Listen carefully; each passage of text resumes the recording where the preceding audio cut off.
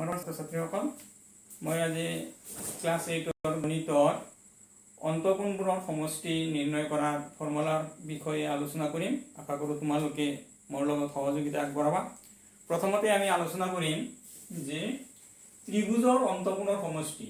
ত্ৰিভুজৰ অন্তঃকোণৰ সমষ্টি বুলি ক'লে ত্ৰিভুজত কেইটা বাহু থাকে? আমাৰ তিনিটা বাহু থাকে। গতিকে 3 - 2 × 180 ডিগ্ৰী, মানে যিমানটা বাহু থাকে তাৰ পৰা -2 × 180 ডিগ্ৰী।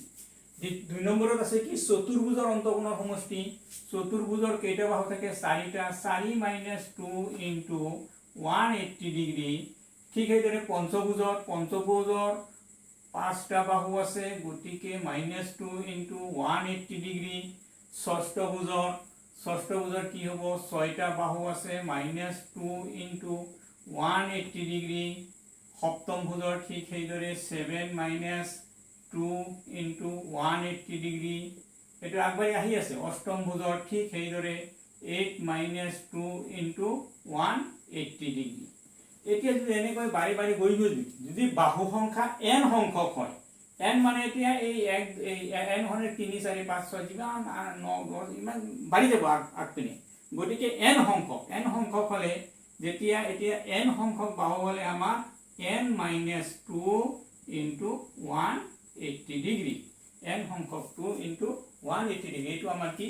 মূল সূত্ৰ। এইটো এটা আমাৰ সূত্ৰ হ'ব পাৰে। এইটো এটা আমাৰ কি হ'ব পাৰে?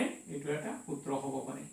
এতিয়া আমি কি কৰিব পাৰোঁ? এই সূত্ৰটোক আমি অলপ আগবাঢ়ি লৈ যাব পাৰোঁ। কেনেকৈ আগবাঢ়ি লৈ যাব পাৰোঁ? চোৱা, n - 2 × 90 180 90 কৰি দিলোঁ।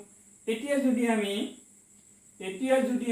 এই 2 দিটো পূৰণ কৰি দিওঁ, টুৱাইচ n হৈ যাব ইয়াতে, আৰু ইয়াতে হ'ব 4 × এইটো 90 থাকি যাব।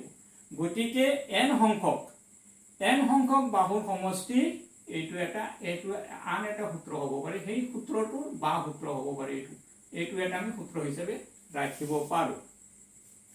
এতিয়া কি হ'ল যে n সংখ্যক অন্তঃকোণবোৰৰ সমষ্টি যদি এইটো হয়, টুৱাইচ n - 4 × 90 ডিগ্ৰী হয়, তেনেহ'লে এটা কোণৰ, এটা মানে অৰ্থাৎ প্ৰতিটো কোণৰ, এইটো আছে, এইটো লিখা আছে এইটো।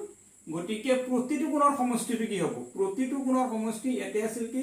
n সংখ্যক অন্তঃকোণৰ সমষ্টি আছিল টুৱাইচ n - 4 × 90 ডিগ্ৰী। এতিয়া হ'ব কি? প্ৰতিটো অন্তঃকোণৰ পৰিমাণ হ'ব কিমান হ'ব? ইয়াক কি কৰিব লাগিব? টুৱাইচ n - 4 × 90 ডিগ্ৰী ডিভাইডেড বাই কি কৰিব লাগিব? এই n টো আহিলে ইয়াতে হৰণ হৈ যাব। ই আৰু এটা সূত্ৰ আহিল। এইটো এটা সূত্ৰ হ'ল।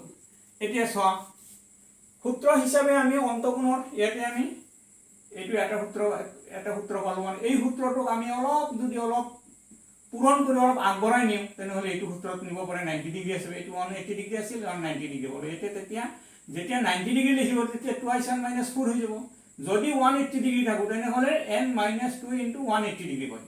তাৰপিছত কেতিয়াবা কি হয় যে প্ৰতিটো অন্তঃকোণৰ পৰিমাণ যেতিয়া উলিয়াব দিয়া হয়, তেতিয়া বাহু সংখ্যা দিয়া থাকিলে তেনেহ'লে টুৱাইচ n - 4 × 90 ডিগ্ৰী ডিভাইডেড বাই বাহু সংখ্যা। এইটো n মানে বাহু সংখ্যা। এতিয়া এটা উদাহৰণ লওঁ যে 12টা বাহু থকা বহুভুজটোৰ অন্তঃকোণবোৰৰ সমষ্টি কিমান হ'ব? গতিকে আমি জানো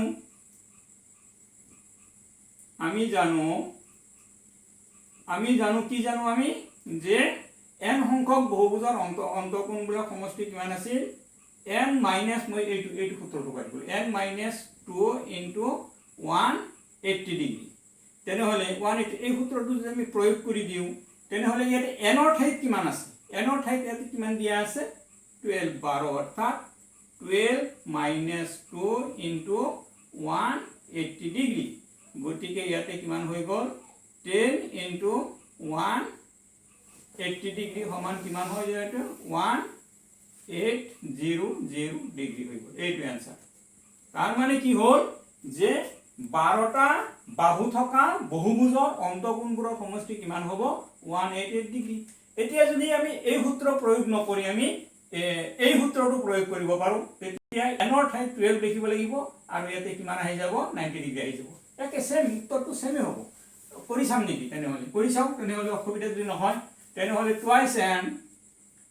twice n minus 4 into 90 degree সমান 2 ইনটু কিমান আহি গ'ল এতিয়া আহিব কিমান n মানে 12 মাইনাছ 4 ইনটু 90 ডিগ্ৰী সমান কিমান আহিলে 24 মাইনাছ 4 এইটো ব্ৰেকেট 90 ডিগ্ৰী ইয়াতে কিমান হ'ল ইয়াতে হ'ল ইমান 20 ইনটু 90 সমান 0 0 0 আৰু এটা 0 চোৱা এইটোৱে সেম এইটো সেম আৰু এইটো সেম একে গতিকে আমি সূত্ৰ এইটো ব্যৱহাৰ কৰিব পাৰো বা এইটো ব্যৱহাৰ কৰিব পাৰো যে n সংখ্যক বহুভুজৰ অন্তঃকোণৰ সমষ্টি আমি দুটা সূত্ৰ ব্যৱহাৰ কৰিব পাৰো আশা কৰো তোমালোকে এই সূত্ৰ দুটা ভালকৈ বুজি পালা গতিকে মই আজিৰ ভিডিঅ'টো ইমানতে সামৰিলো ধন্যবাদ